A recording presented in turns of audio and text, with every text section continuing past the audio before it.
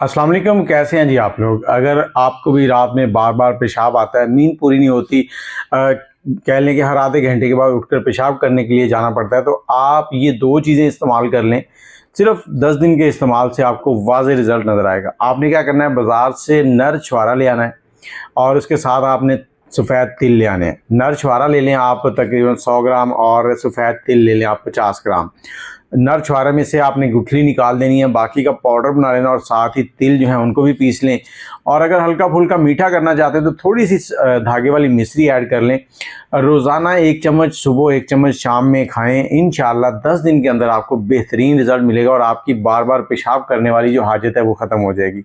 इसके अलावा अगर आपको बार बार पेशाब आ रहा है, तो अगर आपकी उम्र 40 से ऊपर जा रही है तो आपको चाहिए कि एक बार मसाने का अल्ट्रासाउंड करवा लें। हो सकता है कि आपको प्रोस्टेट ग्लैंड ना हो, तो उसके लिए अलग से मेडिसिन आपको मिल जाएगी। नंबर है 0300 25 20 629।